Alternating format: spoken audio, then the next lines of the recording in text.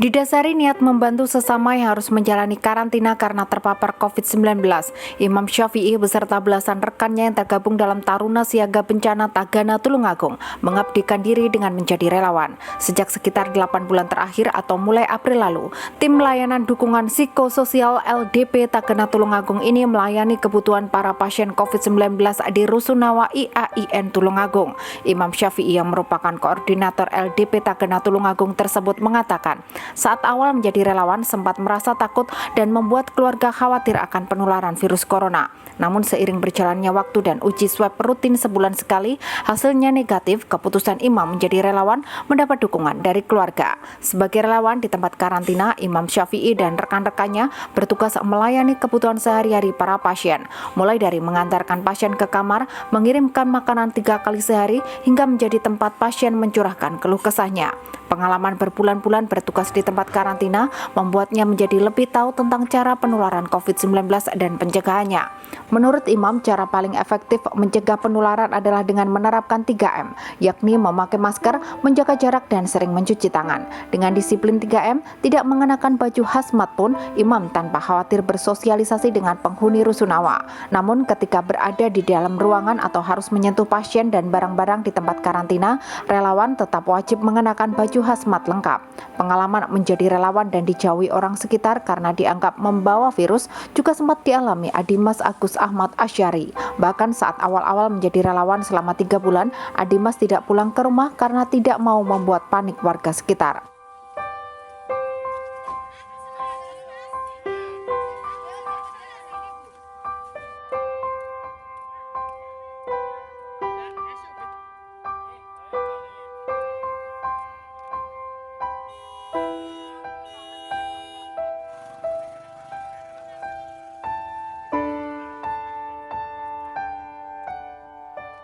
Tim saya, Tagana Tulungagung yang bertugas di Rusunawa ada 12 orang, Mas. Sebagian jadwalnya gimana? Nah, jadwalnya kita tiap hari di piket ada 2 shift dari jam 7 pagi sampai jam 14.00 dan jam 13 sampai jam 20.00, itu sesuai jadwalnya. Tapi terkadang jika ada emergensi atau hal yang sangat penting, kita bisa sampai malam, bahkan sampai dini hari. Nah, tugas yang kita lakukan yang awal dulu itu kita cuma membackup masalah logistik, masalah makan seluruh teman-teman Rusunawa ini. Seiring berjalannya waktu, akhirnya kita menerima atau merekam tidak hanya makan yang mereka butuhkan, mereka membutuhkan pendampingan psikologis, kita masuk di tim itu. Makanya kita namakan tim LDP, layanan dukungan psikososial. Dengan kita adalah mendampingi pasien berkaitan dengan mungkin susah, dia mau cerita, kita tempat curhat mereka, Mas, gitu. Awalnya jelas kita bisa dikatakan juga paranoid ya, kita takut. Tapi kalau kita takut terus kita ngapain bertugas di sini kan gitu? Ya kita kan ngubah, misalnya ketakutan itu kita ubah. Gimana cara mengatasi? Nah, ngatasinya gini, Mas. Kita yakin bahwa satu, kita menolong orang. Menolong orang kan satu yang baik, sesuatu yang baik. Bisa katakan kita ibadah. Nah, kita yakin itu satu. Yang kedua, kita kan tahu ilmunya protokol kesehatan. Selama kita patuhi protokol, ya semua kita aman. Alhamdulillah, selama 8 bulan di sini pun tim kita satu pun tidak ada yang terpapar COVID. Nah, kuncinya apa ya tadi? Kita selalu patuhi protokol kesehatan. Terutama adalah kita jelas pakai masker, jelas itu. Yang kedua adalah sering cuci tangan. Jadi kita keluar, kita sterilisasi diri kita. Nah, oleh teman kita kan ada 2 wiket jaga ya. Atau kalaupun teman tidak bisa, kita nyemprot sendiri. Nah, kita steril. Alhamdulillah sampai detik ini ya negatif semua. Jelas kalau keluarga memang awal-awal dulu sedikit bukan tidak setuju tapi menjadi takut.